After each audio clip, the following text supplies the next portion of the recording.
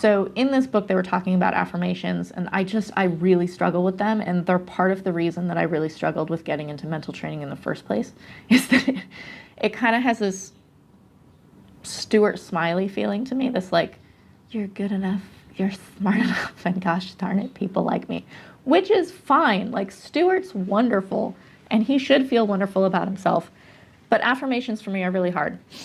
Another reason they're really hard is I've actually never come across any that are for fighters. So they feel like they're like adjacent to what I'm going to, but they're not really things that I think about myself. One of the things that's tricky about affirmations is that if they're like, they have to be positive, that's affirmation, is it's very positive, is that it can't be the opposite of what you think about yourself. You can't take something that you don't think and say it as many times as you can until it's real. Because your brain, my brain, will automatically reject it. It will automatically fight against it because I don't actually believe those things. Cara Lowenthal has a Unfuck Your Brain podcast. She's a feminist life coach. She's kind of incredible. But she has this really good thing she talks about where she's like, just get to neutral. So if you're like, I hate my body, right?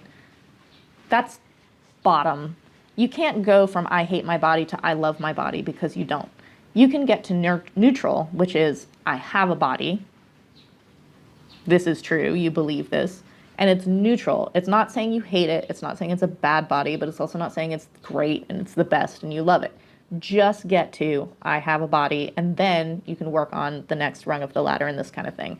This is how I was approaching affirmations. Is there are things that I actually believe that are positive and can like impact the way I feel about myself by saying them more and more times. And they need to be specific to you. They need to be present tense. They need to be positive, and they need to be very like personal to you. So I am going to give you my affirmations because I think that using them as like a template or an example is important, but don't necessarily use mine. Like, you need to come up with your own. The affirmations that I was using, and again, I chose from this author. He has different ways of, you can say them to yourself anytime you walk through a door, which is going to be like 500 times a day. You can write them down like multiple times throughout the day. So I would repeat them. I would write them every morning, and then after morning training, and then before afternoon training, and then before I went to bed. So I was writing them many times a day, probably like 24 or something repetitions of each one per day is how I was doing it. And it's to get this kind of like familiarity with these affirmations in your head. So the first one that I was writing over and over again is, I am confident under pressure. And I was taking this definition of confidence from this book, which is that I don't have to think about it. If I'm thinking really hard under pressure, I'm getting my ass kicked every single time. I cannot fight my way out of Yodkunpan, like blasting me with elbows and punches, if I'm thinking about it.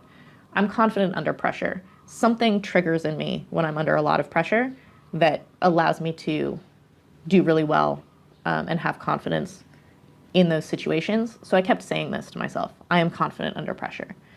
In the exact same scenario of just like these like heightened, intense experiences of sparring with Yodkunpan, and I have them in fights as well, is that I win tough exchanges.